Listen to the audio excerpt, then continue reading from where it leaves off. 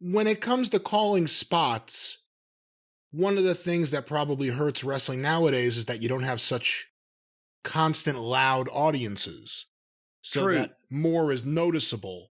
How do you combat that? I mean, obviously you have to call spots to do a match.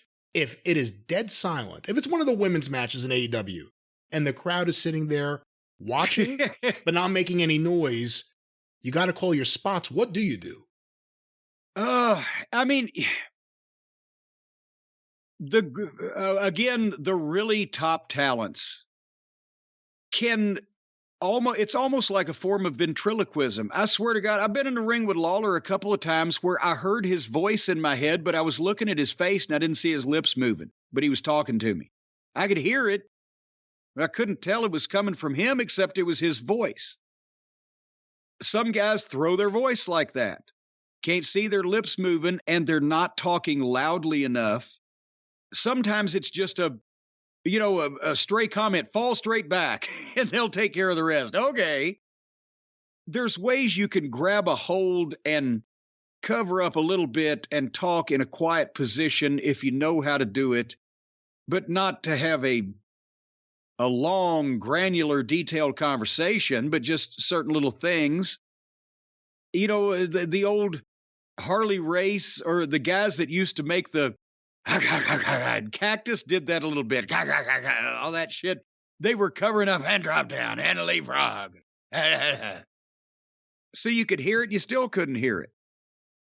And then, sometimes it's just guys feeling things, and they've talked about a spot maybe beforehand, and let's go into it, and they know what they're doing. It depends on the experience level, and it depends on the talent in question.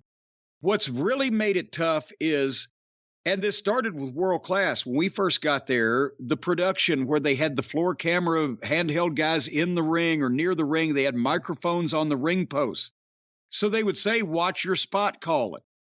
Because the ring is mic'd like crazy. There's microphones up everybody's ass. Well, with the Midnight and the Fantastics, it just a word or a phrase or an Iggy on the wrist, and they were off and doing whatever anyway. But if it was somebody you'd never worked with before, you had to keep it kind of simple, or, stay away from the fucking ring post where the microphones were. The invasive nature of today's television, the high def, the coverage with the big companies, WWE and AEW, you can see more lips moving than ever before, and you can detect some of this shit. But the really good guys at doing it, you can't tell when they got their color. You can't tell how they called their spot. It's just tougher now than it used to be.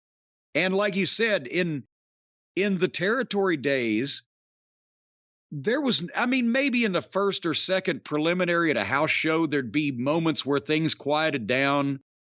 But for the most part, there was such steady noise. And again, with the, when the Rock and Roll Express came in the ring, I could stand there and scream at the top of my lungs, and the people standing next to me, my own tag team, couldn't really hardly hear me. So you could say anything in that environment, but they don't act like that about wrestling anymore because they're too smart.